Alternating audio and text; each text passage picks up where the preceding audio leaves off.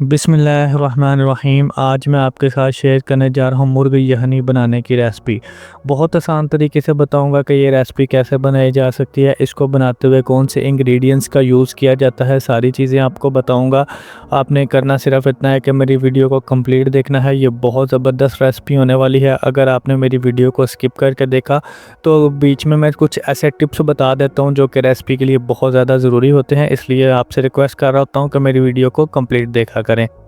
तो अब चलते हैं रेसिपी की तरफ। बिस्मिल्लाहिर्रहमानिर्रहीम। सबसे पहले हमने एक पीस चिकन का ले लिया है, लेग पीस मैंने लिया है। आप चेस्ट वाला भी यूज़ करना चाहें तो कर सकते हैं। अच्छा, अब हमने इसकी करनी है कटिंग। तो ये देखें, जो हड्डियों के अंदर मीख होती है ना, वो हमने निकालनी होती है। इसमें ही सारी जान होती है। आपने लाजमी तौर पे ये स्टेप करने हैं जो मैं आपको सिखाने लगा हूँ, ठीक है। अच्छा, इसके अंदर ना बहुत ज़्यादा खून भी होता है। वो ब्लड कैसे बाहर निकलेगा, कैसे इसकी अच्छे से सफाई होगी, एक एक चीज़ आपको बताऊँगा। ये देखें, लेग पीस हमने अलहदा कर लिया, इसको अभी हमने छोड़ना नहीं है। ये देखें, इसके ऊपर ना 2 कट इस तरीके से लगाने हैं, दोनों साइड के ऊपर कट्स लगेंगे ताकि ये अंदर तक पके। और यखनी के अंदर लाजमी तौर पे लेग पीस को ना कट्स लगा के डाला करें ताकि यखनी भी बन जाती है अच्छे तरीके से। और जब आप लेग पीस को खाएंगे ना, तो आपका बार बार दिल करेगा कि ये रेसिपी बार बार बनाएं घर में और बार बार यखनी को पिएं और चिकन को खाएं। इसमें हम श्रेड करके चिकन नहीं डालेंगे, चिकन की बोटियां ही रहेंगी। बहुत ज़बरदस्त ये रेसिपी बनाने जा रहा हूँ। आपने लाजमी तौर पे मेरी वीडियो को कंप्लीट देखना है। और कटिंग बहुत ज़्यादा मैटर करती है, इसलिए मैं कटिंग आपको दिखा रहा हूँ कि चिकन की कटिंग हमने कैसे करनी है, सफाई कैसे करनी है। अगर चिकन की सही से सफाई ना हो तो चिकन के अंदर से स्मेल आना स्टार्ट हो जाती है, जो कि रेसिपी में बिल्कुल भी अच्छी नहीं लगती और यखनी पीने को दिल भी नहीं करता। इसलिए हमने इसकी सफाई अच्छे तरीके से करनी होती है, तसल्ली से करनी होती है ताकि स्मेल किसी किस्म की ना रहे। और मैं आधा किलो चिकन की रेसिपी आपके साथ शेयर कर रहा हूँ। अब यहाँ पे 3 गिलास मैं पानी के ऐड कर दूँगा। पानी इतना ज़्यादा होना चाहिए कि सारा चिकन हमारा उसके अंदर डिप हो जाए, ठीक है। उसके बाद विनीगर सिरका मैं इसके अंदर ऐड कर दूँगा। 2 टेबलस्पून सिरका लाजमी तौर पे ऐड करना है, कंपलसरी है। अगर आपके पास सिरका ना हो तो आप यहाँ पर लेमन जूस भी ऐड कर सकते हैं। और साथ ही हम इसके अंदर ऐड कर देंगे 1 चम्मच नमक। नमक ऐड करने के बाद सारे का सारा चिकन इसके अंदर ऐड कर देंगे और एक मरतबा हाथ से ना हासा इसको खिला देंगे ताकि अच्छे तरीके से पानी, सिरका, नमक, चिकन सारी चीज़ें ना मिक्स हो जाएं। और इसको आधे घंटे की रेस्ट के ऊपर छोड़ देंगे। आधा घंटा कंपलसरी है, इससे कम टाइम नहीं होना चाहिए, ठीक है। तो मिलते हैं आधे घंटे के बाद। अब चलते हैं नेक्स्ट स्टेप की जानिब, ठीक है। तो बिस्मिल्लाहिर्रहमानिर्रहीम। यहाँ पे मैंने 1 कप कुकिंग ऑयल ले लिया और इसके अंदर 1 चम्मच मैं ऐड कर दूंगा लहसुन अदरक की पेस्ट और इसको करेंगे फ्राई। इसके ऊपर गोल्डन सा कलर लेके आना है, कच्चा नहीं छोड़ना वरना कच्चेपन की स्मेल आ सकती है। तो हमने ना इसको 4 से 5 minute medium to low flame के ऊपर भूनना है ताकि अच्छे तरीके से ना प्यारा सा खूबसूरत सा गोल्डन सा कलर इसके ऊपर आ जाए। तो ये देखें जी, कलर आ गया। उसके बाद सारा चिकन हमने वॉश करके इसके अंदर डाल लिया। अच्छा, जब मैंने इसको सिरके में से निकाला था ना, तो 2 पानी मैंने इसको धोया था, ठीक है। 2 मरतबा आपने इसको धो लेना ताकि सिरका अच्छे तरीके से रिमूव हो जाए। तो अब हमने इसको 8 से 10 मिनट यहाँ पे फ्राई करना है ताकि इसके ऊपर भी गोल्डन सा कलर आ जाए। खूबसूरत सा गोल्डन सा प्यारा सा कलर इसके ऊपर लाना कंपलसरी है। जब इसके ऊपर कलर आ जाता है ना, तो इसका मतलब होता है कि ये फ्राई हो चुका है। और इसकी बोटी जो होती है ना, वो थोड़ी सी हार्ड हो जाती है, वो फिर यखनी के अंदर घुलती नहीं है, ठीक है। तो हमने थोड़ा सा ना बोटियों को हार्ड करना है। हार्ड करने का यही तरीका होता है कि हम इसको अच्छे तरीके से फ्राई करें और इसके ऊपर प्यारा सा गोल्डन सा कलर लेके आएँ, ठीक है। 8 से 10 मिनट लाजमी तौर पे यहाँ पे हमने इसको हिलाते हुए फ्राई करना है। थोड़ी थोड़ी देर के बाद हम इसको हिलाते रहेंगे ताकि ये नीचे से जल ना जाए। और ये देखें, माशाल्लाह कितना प्यारा इसके ऊपर कलर आ चुका है। अब हम इसके अंदर ऐड कर देंगे प्याज। ये देखें, आधा प्याज मैंने इसके अंदर ऐड किया है और छोटे साइज़ का मेरे पास प्याज था, ठीक है। ज़्यादा ऐड करने की ज़रूरत बिल्कुल भी नहीं है, थोड़ा सा प्याज बस हमने इसके अंदर ऐड किया।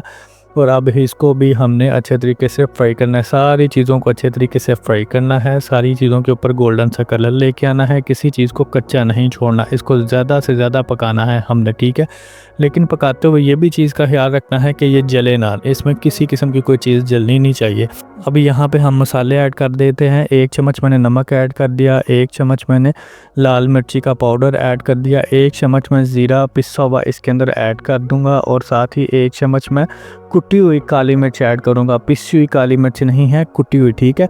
उसके बाद 1 चम्मच मैं चाइनीज़ नमक ऐड कर दूंगा और थोड़ी सी मैं इसके अंदर ना हल्दी ऐड कर दूंगा। बस इतने ही मसाले जाने हैं और उसके बाद हम 2 टेबलस्पून इसके ऊपर पानी डाल देंगे और अच्छे तरीके से मसालों को भी मोल लेंगे ताकि अच्छे तरीके से ना हमारा फ्लेवर जो है वो निकल के आ जाए। ये सारी चीज़ें मैं आपको एक एक चीज़ आपको सिखा रहा हूँ। तब तक आप मेरी वीडियो को लाइक और मेरे चैनल को सब्सक्राइब ज़रूर कर दें। ये आप लोगों की तरफ से मेरे लिए एक मोहब्बत भरा तोहफ़ा होता है, एक इनाम होता है।